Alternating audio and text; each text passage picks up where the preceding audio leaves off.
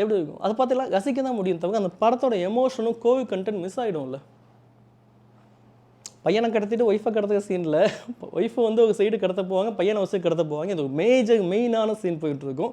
அப்போ ஒய்ஃப் கடத்த இடத்துல சிம்கன் வருவாங்க. ஆக்சுவலி படத்தில் சிம்கன் ரொம்ப அழகாக இருந்தாங்க. வயசானாலும் ரொம்ப க்யூட்டாக இருந்தாங்க. மேக்கப் ரொம்ப தான், பட் த்ரிஷாவோட அவங்க ரொம்ப க்யூட்டு தான். ஸோ அந்த சீனில் கூட கொஞ்ச நேரம் அந்த பழைய கதைகள் ஓடிட்டுருக்கும், வாலி கதையெல்லாம் ஓடிட்டுருக்கும். அங்கே பையனை காப்பாற்ற போகணுங்கிற மாதிரி நம்மளை சுகமாக தான் இருக்கும். அந்த மாதிரி அந்த சீனோட கோர் கண்டென்ட்டை நீங்கள் இழந்துடுறீங்க. ஈவன் அந்த சிம்கன் வந்தால் கூட அந்த சீன் அவ்வளோ அழகாக எவ்வளோ இதுவாக நம்ம ரசிக்கிற மாதிரி இல்லை. ஏன்னா கதைன்னு ஒன்று இருக்குல்ல, இந்த படத்தோட கதை கூட நான் ஓடணும் இல்லை. ஒய்ஃபை ஒரு சைட் டார்கெட் பண்ணுறான், பையனை ஒரு சைட் டார்கெட் பண்ணுறப்ப நீ எப்படி காப்பாற்ற போவாங்க? அப்போ அந்த இடத்துல இதெல்லாம் வச்சா எப்படி? இதுக்கிட்ட ஒரு டேரக்டர் பேசும்போது ஒரு லைன் மாதிரி இருக்கும், எப்படின்னா சார் அப்படியே சிம்கன் மாமோட டூயிட் போயிடலாமா சார்? ஐயோ பையன் அங்கே கொல்ல போவாங்க இல்லை, எப்படி இந்த இடத்துல இப்படி ஒரு காட்சி வச்சாங்கன்னா இவங்க என்ன நினச்சிட்டாங்க, நான் அஜித்தோட ஃபேன். அப்போ என்ன பண்ணும், அஜித் பண்ணது எல்லாத்துக்கும் பண்ண வைக்க.